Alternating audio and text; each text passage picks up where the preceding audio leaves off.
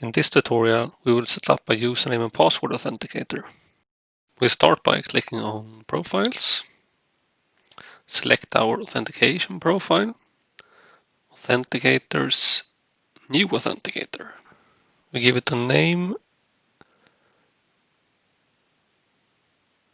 and select the HTML form authenticator and press Next.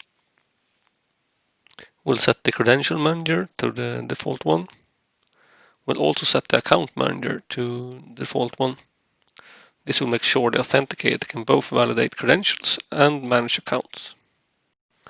With that set, we'll commit our changes, giving it a descriptive comment.